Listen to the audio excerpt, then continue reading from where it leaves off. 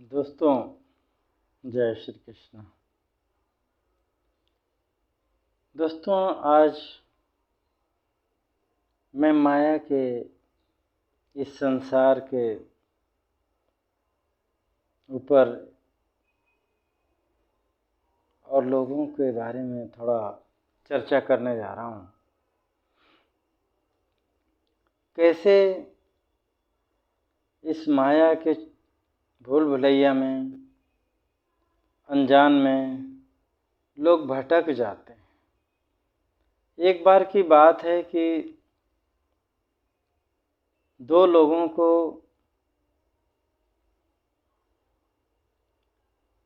मैंने कुछ लोगों को रेलवे स्टेशन पर देखा।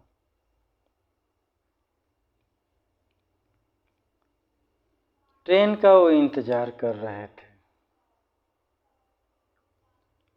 तो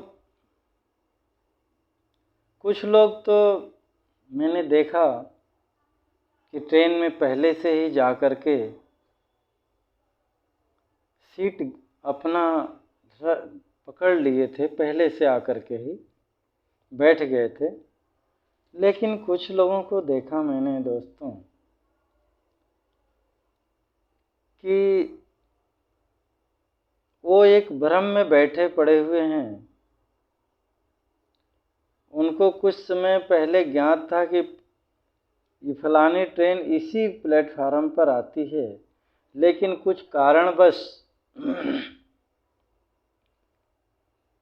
वह ट्रेन दूसरे प्लेटफार्म पर लगी। अनाउंस होता रहा, लेकिन उन्होंने ध्यान नहीं दिया। इधर से उधर घूमते रहे, खाते पीते रहे, एक दूसरे के दुनिया के लोगों को देखते रहे, मौज मस्ती करते रहे, आपस में गपशप करते रहे और वो ट्रेन चली गई। और कुछ लोग थे कि बेपरवाह जैसे लेट आए और आकर के देख रहे हैं कि उनकी ट्रेन चली गई है। तो सज्जनों, यही हाल हमारे संसार के लोगों की भी होती है। कुछ लोग तो ये अपने जीवन को खाने पीने मौज मस्ती में ही यूं बिता देते हैं। कुछ लोग तो उनको पता ही नहीं है कि कहाँ पर जाएंगे तो हम अपने परम धाम को पहुँच जाएंगे। उनको स्टेशन का ही पता नहीं है। उन स्टेशन का बताने वाला किसी सच्चे संत गुरु का संग ही नहीं किया। वो केवल माया के लोगों को संग किया और उसी में विचरण करते रहे, खाते पीते रहे, मौज मस्ती करते रहे। वो लोग स्टेशन तक ही नहीं पहुँचे, उन्होंने ट्रेन देखी तक ही नहीं। ऐसे लोग भी आज भी मिल जाएंगे। तो कुछ लोगों ने भक्ति मार्ग देखा ही नहीं और हजारों हजारों वर्षों से इस संसार में करोड़ों करोड़ों वर्षों से पड़े हुए हैं, घूम रहे हैं, भटक रहे हैं।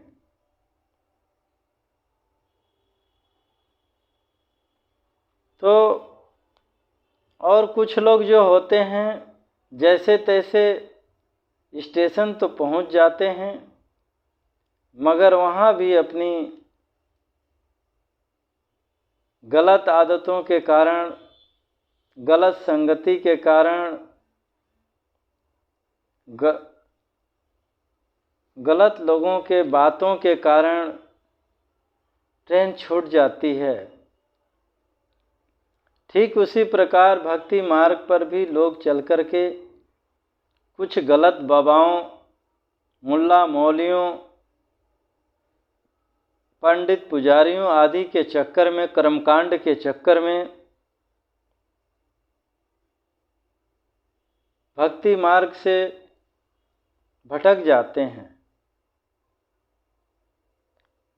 और इस संसार के 84 के भागीदार बन जाते हैं।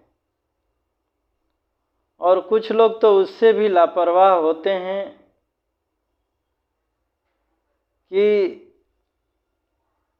समय से पहले नहीं पहुंचते हैं, चलो पहुंच जाएंगे, देख लेंगे, ऐसा कर लेंगे, वैसा कर लेंगे, अभी नहीं आएगी, लेट आएगी ट्रेन।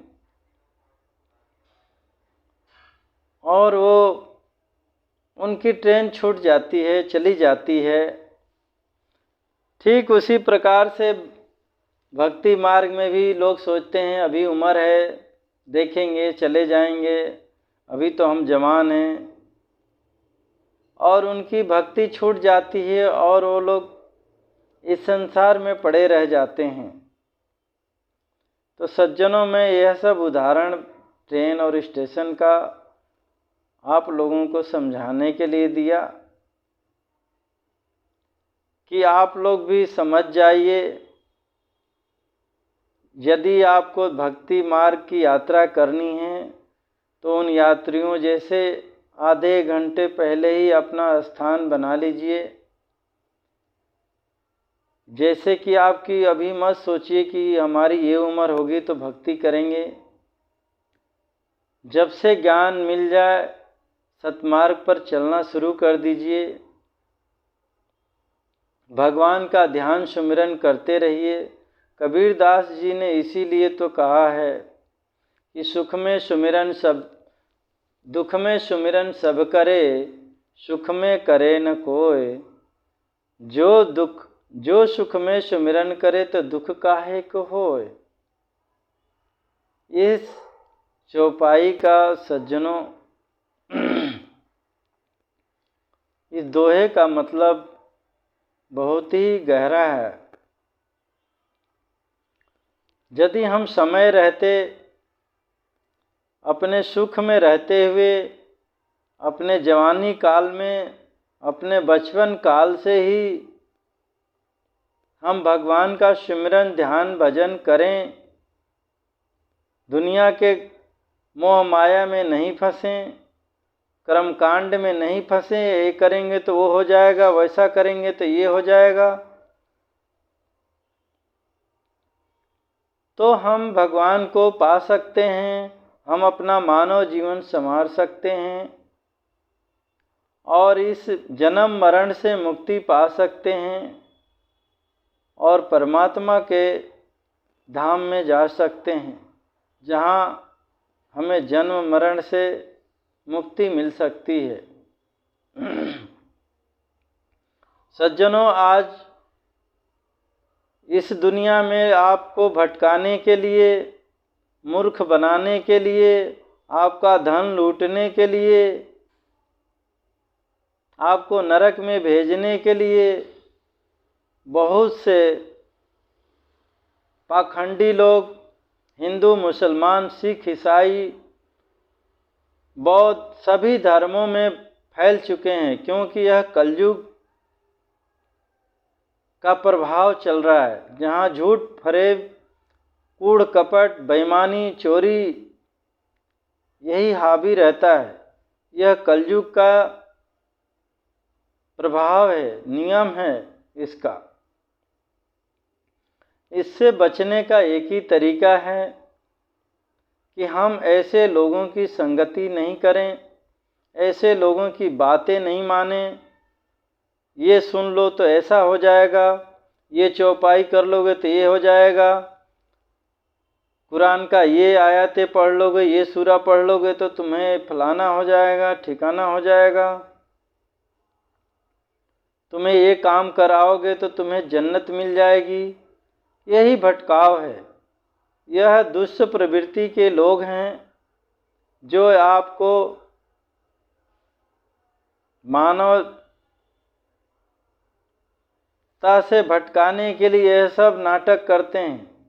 आपका धन ऐंठने के लिए ऐसा नाटक करते हैं, आपको अपना भक्त बनाने के लिए इस तरीके से नाटक करते हैं, लोभ लालच देते हैं, क्योंकि वो जानते हैं कि मनुष्य लालच में जल्दी फंस जाता है।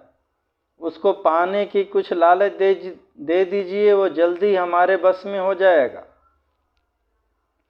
और तुलसीदास जी कहते हैं कि लालच पाप की खान है। जहाँ दया धर्म नहीं है, कहते हैं कि लालच पाप की, लोभ पाप की खान, लोभ को उन्होंने पाप की खान बताया है। मगर आज हम लोभ में बेकार से बेकार नेताओं को जिता करके मंत्री बना देते हैं जो देश को लूटते हैं। ऐसे बाबाओं की शरण में जाते हैं जो हमारा धन लूटते हैं। यहाँ तक कि माँ बहनों की इज्जत भी लूट डालते हैं। मुझे नाम बताने का नहीं है, आप लोग खुद ही देख सुन सकते हैं। अनेकों पादरियों का, पुजारियों का, कथावाचकों का, मदरसों के मौलवियों का खबरें आ चुकी हैं और नित्य आती रहती हैं। और ये ऐसे पाखंडी लोग हैं, ऐसे मायाजाल रचते हैं कि लोग उनके बातों में आ जाते हैं और अपना जीवन बेकार कर डालते हैं। तो मेरा कहने का मतलब यही है सज्जनों, एक मजहब में तो ऐसा खुलेआम लालच दिया जाता है कि तुम बलात्कार करके आ जाओ, किसी का मर्डर करके आ जाओ, और भी पाप करके आ जाओ, तुम्हें हमारा अल्लाह माफ़ कर देगा। लेकिन दूसरे के भगवान का नाम ले लोगे तो तुम्हें नरक में भेज देगा। जरा सोचिए वो कैसा ईश्वर होगा, अल्लाह होगा कि दूसरे के भगवान के नाम उसको मंजूर नहीं है। इसका मतलब वो घृणा वाला भगवान है। इसका मतलब वो द्वेष करना, दुश्मनी वाला भगवान है। वह सब जीवों पर दया नहीं करता है, वह केवल मुसलमानों पर दया करता है। वह ऐसा भगवान है कि केवल ईसाइयों पर दया करता है। लेकिन हिंदू चलो थोड़े बहुत ऐसे बचे हुए हैं, वो तो उनका धर्म मजहब कहता है कि हमारा भगवान सब पर दया करता है। वो हिंदू मुस्लिम सिख ईसाई नहीं देखता है। जो यहाँ तक भी लिखा गया, कोई भी नाम लो मगर पाप मत करो। पाप करोगे तो हमारा भगवान दंड देगा, आपके ऊपर कृपा नहीं करेगा। यही हिंदुओं के ग्रंथों में, हिंदुओं के विचारों में, हिंदुओं के साधु संतों में, क्योंकि वह वसुदेव कुटुंबकम की बात करते हैं, सबकी रक्षा सुरक्षा की बात करते हैं, सबका सुखी होने की दुआ करते हैं। इसीलिए हिंदू धर्म जो है सनातन कहा गया है, सदियों से चलता आ रहा है। बाकी के जो ये मजहब हैं, लोग उसको धर्म कह रहे हैं। ये बौद्ध हुए, जैन हुए, क्रिश्चियन हुए, मुस्लिम, ये इनकी गिनती की जा सकती है। मगर हिंदू जिस सनातन धर्म को मानते हैं वह सदियों से चलता आ रहा है। तो सज्जनों, मैं कोई बड़ाई नहीं कर रहा हूँ किसी की, न कोई बुराई, बस मैं सच कहने जा रहा हूँ। किसी की दिल को ठेस लगे तो मैं माफ़ी चाहता हूँ। मगर यही कहूँगा सज्जनों कि सनातन में सत्य धर्म, अहिंसा, प्रेम, धर्म, न्याय की बात है। आप उसको अपना लीजिए। आप किसी भी धर्म मजहब को मानते हैं, आपका जो जिस भगवान को मानते हैं, ज़रूर वो भगवान खुश हो जाएगा, यह मेरी गारंटी है। बाकी जितने ये लालच देते हैं, ये करो तो हम अल्लाह वो देगा, फलाना करो तो हमारे ईसा जी वो देंगे, आज तक न किसी का हुआ न होगा।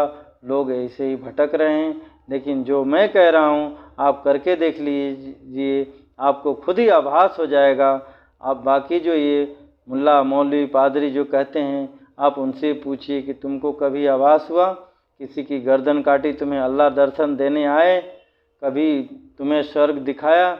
लेकिन नहीं बोलेंगे, झूठ भरे लालच देते हैं, तुम्हें ये मिलेगा, तुम्हें वो मिलेगा। 72 हूरें मिलेंगी, फिर फलाना मिलेगा, ठिकाना मिलेगा। काफिरों की बेटियों की इज्जत लूटोगे, बहनों की औरतों की, तो तुम्हें अल्लाह फलाना करेगा, ठिकाना करेगा। यह देखा जाए तो आपको पापी और शैतान बनाने के अलावा कुछ धर्म की बातें नहीं सिखाते हैं। ऐसे विधर्मी लोगों की बातें मत मानो, चाहे आप हिंदू हों, मुसलमान हो, सिख हो, ईसाई हो। हमेशा सत्य की जीत होती है। सत्य धर्म को पालिए। आपका भगवान का आप नाम भले ही एक रख लीजिए, लेकिन भगवान एक है। जिस तरीके से नदी एक ही बहती जा रही है, मगर उनके घाटों का अलग अलग नाम है। जिस शहर से गुजरती है वो बोलते हैं उज्जैन की गंगा, बनारस की गंगा, हरिद्वार की गंगा। जिस तरीके से समुद्रों का घाट है, बॉम्बे का समुद्र, बंगाल का समुद्र, अमेरिका का समुद्र, ठीक उसी प्रकार के दोस्तों हमारे भगवान के अलग अलग देशों, अलग अलग प्रांतों में लोगों ने अपने अपने हिसाब से नाम रख लिया, अपने हिसाब से बना लिया। किसी में कुछ लोगों ने बुराई को ही भगवान बना लिया है और उसी पर चल रहे हैं। लेकिन भगवान सबका एक है। सच्चे मन से, सच्चे दिल से, सच्चे राह पर चलोगे तो एक दिन जरूर मिलेगा, इसकी गारंटी है। जय श्री कृष्ण, जय गौ माता।